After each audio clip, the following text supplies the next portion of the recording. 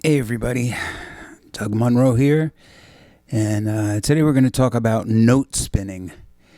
And I don't know if any of you have heard of that term. And note spinning is sort of a boot camp practice sort of thing, where you try and play a constant stream of eighth notes without stopping. And we can do that because we're guitar players. We don't have to stop and take a breath like horn players. We could just play forever and ever, amen, without stopping. And sounds easy, right? And it's deceptively hard because it really tests yourself on your knowledge of the neck, what kind of riffs you have, what kind of technique you have, what kind of thought process you have, how you're able to think ahead, have an understanding of what's coming next. It's a very sort of simple solution to a slew of complex problems. So yeah, you just take, I have two up front on this video. I had two examples, one doing eighth notes and one doing triplets. And you can see how it gets incredibly harder as you subdivide the rhythm more. So let's see. I'm just going to get my metronome going here. And I'm going to set it at 100. My IQ. Yeah. All right. So it's over a G blues. And again, whenever I say blues, I'm talking about jazz blues. That's the blues that I play most of the time, unless I'm sitting in with somebody that's playing, straight up what I call Chicago blues or, electric blues or, But I got to say, I've also been shedding some actual blues guitar players from, the old days, T-Bone Walker and all those older sort of guys back there.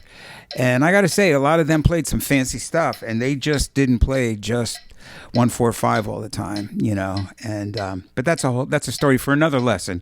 But right now we're going to note spinning. So of course you got to know the G blues first. Bar of G, bar of C. These are all dominant 7. Then you can 2-5 into the 4 chord if you're a fancy dude or dudette. Well, I guess women are now called dudes too. Then you're back to the 1, dominant 6 chord. Then we 2-5 out, A minor, D7. And then, turn around, flat 3, 2, all dominant 7 chords. And when you're taking chords and you're moving them by half step, and it's all the same exact voicing and they're dominant chords, it's called dominant planing. And yeah. So the first person that I transcribed and kind of checked that out, believe it or not, was Duke Ellington. He would have these great riffs, like in G, he would play and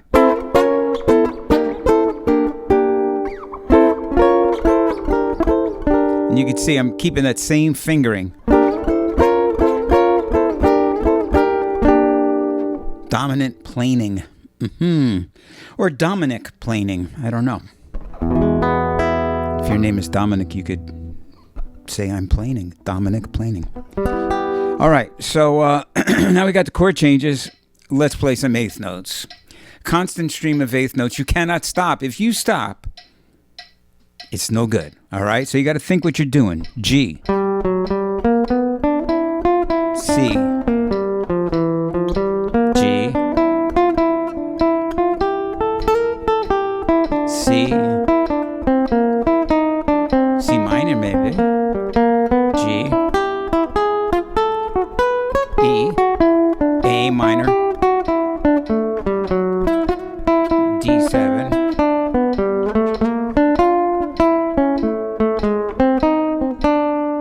all eighth notes. And that's basically it. But record yourself doing it, because you may wind up stopping and not realizing that you're even stopping. It's a lot harder to do than it sounds. It's a very humbling experience, and it's great practice. It forces you to think ahead and have some idea of what the heck you're doing. And it should, believe it or not, improve your phrasing, because once you're successfully to spin a constant stream of notes, then you can use your natural phrasing for times when you start and stop, as opposed to having to stop because you ran out of an idea or you didn't know how to connect the one chord to the four chord. How many players play a riff on the one chord, stop, and then play something on the four chord, stop, and play on the one chord again, you know? And so they're being dictated by the chord changes and their limitations over those changes, and this will remedy that. Okay, so that's basically that's it. You know, so there's really no accompanying chart for this. This is more of an exercise, and I did it with eighth notes. When you feel good with eighth notes, try triplets. You could see that it's a lot harder with triplets. When you feel good with triplets, try 16th notes, which is super hard, and do it all at the same tempo. You know, so if you conquer eighth notes at a certain tempo, then try. I mean, if you conquer eighth notes, then try doing triplets. And sometimes you might just have to work on your eighth notes for a long time and get it from a super slow tempo all the way up to like a pretty fast tempo before you drop down in tempo again and try triplets, because triplets present a whole other sort of fingering problem, brain problem. You know, it's quite interesting. It's just a good way to build up your ear, your hands, your brain, just everything. I find it very helpful. And if you found this video helpful, please be sure to subscribe to my YouTube channel, and please like this video and leave a comment. Drop me a comment, as they say, and I respond to every comment. So connect with me, all right? Let me know what you think about this, maybe what you'd like me to do some other time, because I've done that too, where people say, hey, why don't you jump off a bridge? And I don't do that, but, you know, anything regarding music I would do. And while you're at it, if you'd like, you could go to my website here. That's a QR code. And at my website, you could sign up for my newsletter, which is free. Don't be afraid. I have a ton of charts on my website. Some of them are absolutely free. Some of them are free, but you have to sign up for my newsletter. And I've noticed that a bunch of people have rejected the free chart because they think, I don't know what they think, I'm going to solicit them or something. And all that happens is that if you sign up for my website, you get a newsletter every week letting you know what I'm doing with a free download. I mean, come on. So, yeah.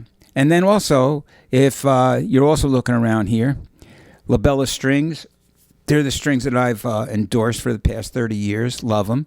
Down on the bottom over here, truefire.com. If you want to study with me, that's the place to go. I mean, I'm willing to do Zoom lessons, and if you live close by, I'm willing to teach you in person. But TrueFire is great. I teach students all over the world, and they have a bundled monthly lesson program, what they call an ongoing lesson, which is the best deal ever.